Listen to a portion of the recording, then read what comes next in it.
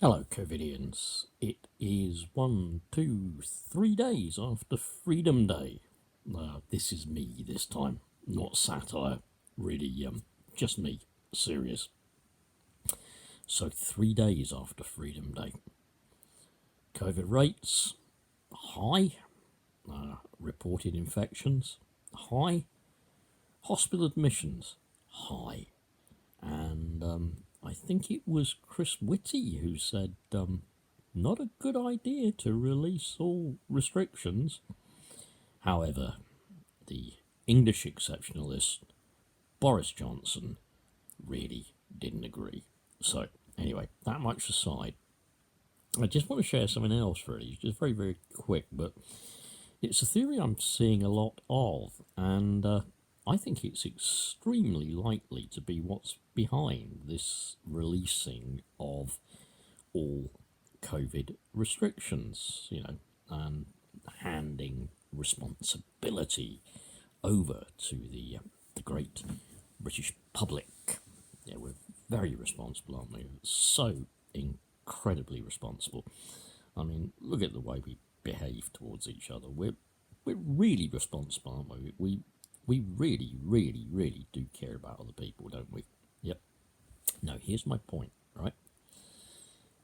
I think, as I have probably thought right from the beginning, Boris is using the pandemic, COVID-19, as a cull. You see, Boris's dad is a eugenicist. Yep. Nazis were pretty fond of eugenics, breeding the blue-eyed, blonde-haired super race. Well, not that I would say that Boris has any direct connections with Nazi Germany. Probably with the Nazis in that he's a fascist and a racist, yeah. But what I would say is that this eugenic thing to breed the perfect human being is all about eliminating those from the gene pool who shouldn't breed. Yeah, and look at it another way too. Excuse me. Not only is it about eliminating those who shouldn't breed, it's also about getting rid of those who have no use and who are really just going to be a burden on this new healthy world. Now, we understand that in the past, apparently, I don't know if it is still true, Eskimos would leave their old people out on the ice to die. Okay, that's apparently what they did. But one population that Boris can see that COVID is quickly eliminating is us older people. Don't know if you can see it, but those of us who maybe even bruise a little more easily because we're getting older. This here skin is a bit thinner.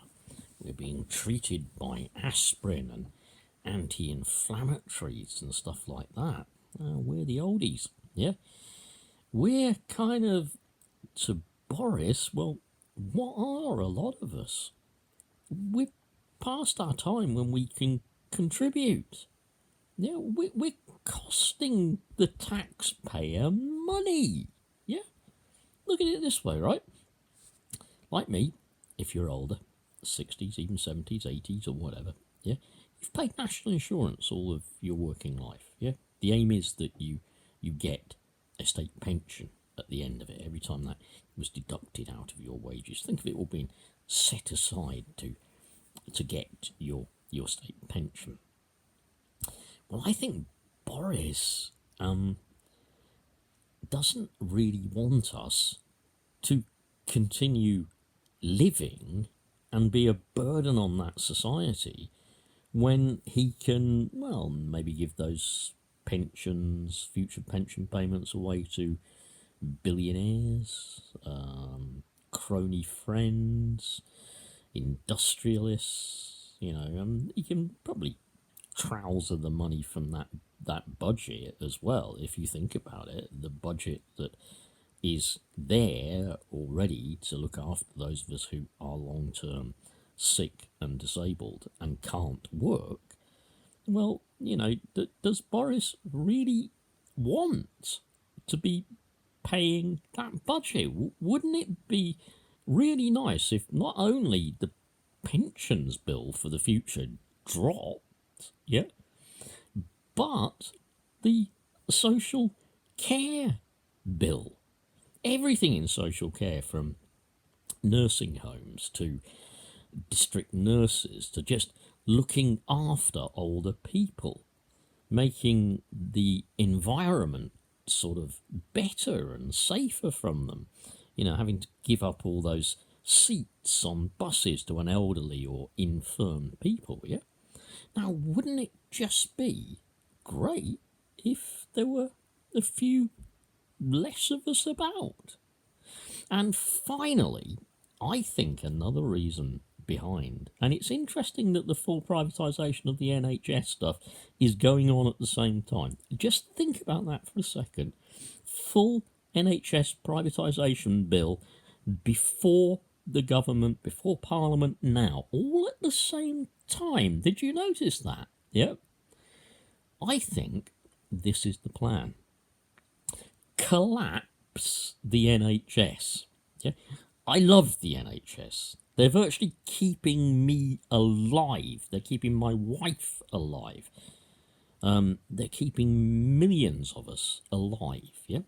But what a great time to collapse the NHS, because even with the resources we do have, the hard work, the dedication, the hours, the commitment, the compassion of our nurses and doctors and carers, yeah. But what if so many people get COVID and need hospitalisation that it just can't cope? Well, there you go. Then Boris, another step towards full privatisation, because Boris will say, had this been a private system, which you'll have to pay for treatment, this would never have happened. All these people would have been treated. That's fine. Anyway, my 2 pence worth. Do spread this video if that's kind of what you think, but I think it's very, very much more than a coincidence that these measures have been released just at the same time as all the NHS privatisation stuff is going through. Okay? Bye.